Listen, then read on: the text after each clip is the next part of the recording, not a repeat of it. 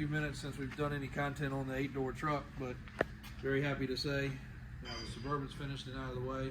This monstrosity has rolled its way in. It's even bigger, even though it's only 8 doors. So as you'll see, the Cummins motor is in, transmission's in. Daniel's just finished welding up the mounts, motor mounts. Brian made the transmission mount. We'll get a good close-up on that.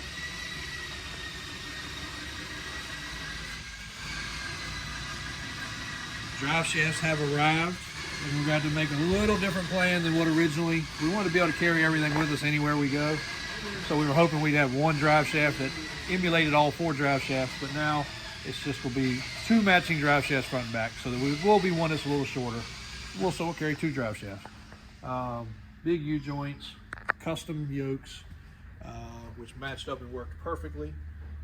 And now Brian's working on some pretty extensive changes on the frame because the original design here, which was done well, isn't going to work. So he's having to put in some center bracing, and this will be a containment loop put in for the drive shaft. So if it ever does break, which we hope it doesn't, it'll catch it. Of course, we brought you a video of the shock. It's laying over there. We'll get a little zoom in on that. Transfer case is in place, mocked up anyway.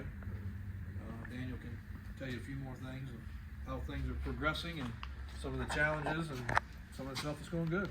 So like JW said, finally got it in here.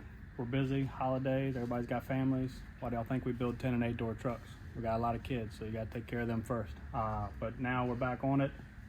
Cummins in the frame rails. That was a little bit of a challenge since the subframe was already built and the drop cross member for the motor was already built and the body's already on. We really didn't know how that long Cummins was going to fit in there. But we are happy to say that it looks like it was built to set in there. This truck never had a Cummins in it. It should have had a Duramax in it. The frame wasn't built for a Cummins, but with the compound turbo setup, it clears by 1 inch off the frame rail. It went in by about a 1/2 inch underneath the cowl with the clearance on the oil pan. So luckily we didn't have to cut all that apart to make it work. So we're very happy with that. So motor mounts are completely made in, welded, bolted in. Transmission mounts completely made in, bolted in as he showed you. Working on the transfer case this evening and driveline, so by early next week driveline will be completely figured out, ordered if need be, or built from what we have here. Overtime built us the yokes for the rear and front axle, which is kind of a rare piece. The AxleTech 5000, so they accepted 5-ton drive shafts straight out of a military truck, so should be good enough for what we're going to do with this thing. Still waiting on the remaining shocks to come in so we can modify the shock mounts for the largest shocks ever produced for one of these trucks, and got a lot of fitment to do on radiator intercooler. It's going to be able to have the intercooler up front, but pretty sure we're going to have to run a rear radiator on it because the Chevy just does not have enough room under the hood for this long Cummins to keep the whole factory style front end on it. So there's been some challenges. Most of it's going together like we planned. We're making good headway on everything, and after we get done with the drive line, we will be doing large custom sway bars. This is the arm. It's a 26-inch arm. Sway bar will be mounted more than likely on the back side of the front axle and the front side of the rear axle, but we do have to fit the shocks in there before we put these massive arms in there. So just as everything else on the truck, it's big, it's overkill. We think it's going to be awesome. It'll definitely be a statement piece, so hopefully you guys like it. A little bit of update. We're making good headway now. We're full steam ahead. We're not going to cut back. So. Go ahead. Are we live? I'm keeping it. I'm keeping it. I'm keeping it. All right, so you heard Brian in the background making all the noise, messing up the video. But he's going to show you what he's doing here. It's a pretty integral part because this is part of the frame. And again, when you build a frame, you got to make sure everything ties together because that's the strength. So we're having to take out a couple key points. But in doing that, it's going to work out really well for a hanger bearing system, which everybody thinks is not going to work right. But that's a big part of this build because of how long it is, how long the drive shafts have got to be. So he's got a couple pieces he just cut. He'll explain what he's doing there. Yeah, there we go. We're going main cross members. As you can see, we're basically running right where the drive shaft would need to be. So what we're going to do is we'll tie the 2 frame rails front and back together, and then we're going to end up being able to cut the center of this out. What we'll end up doing is we'll add a hoop to the top of it and a hoop to the bottom of it. Drive shafts will be able to run straight through the middle, all of this will give us a good platform, and we'll actually mount our hanger bearing right here in the middle.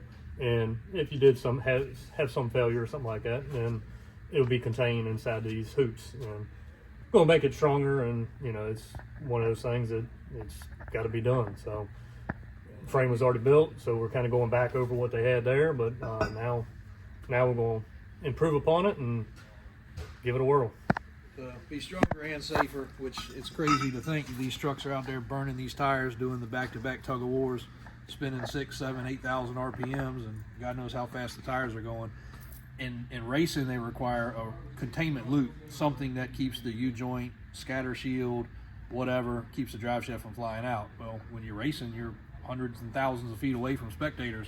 When you're tug of warring, which at some point this truck will get on a tug pad, you could be people right here, and the truck's right there doing all its crazy stuff. So safety's another big deal, but we don't want the drive shaft flying through the floorboard. We don't want it flying through the crowd.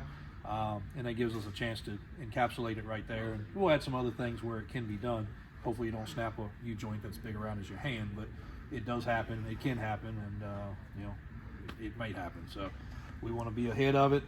You see a transfer case in there. I don't know if you zoomed in on that, but there's a crazy amount of tie-in points right here on the frame, and that's where the transfer case will be dead center in the truck. It's right dead in the middle of the chassis and the truck. So the drive lines, again, we're going to have to change 2 drive shafts that we didn't think we would, but everything's going to be front and back basically equal. So they're cutting and welding, and progress is getting made. Hopefully we'll get this thing done and running, and y'all see it out there.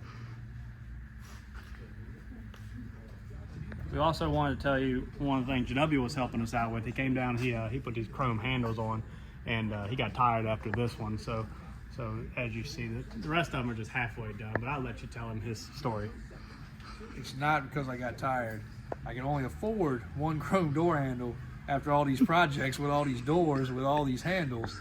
So we're going to save up a little bit between now and New Year's, and we'll probably get the rest, or we'll take that one off, but we'll figure it out. So what was the real story? He's lazy.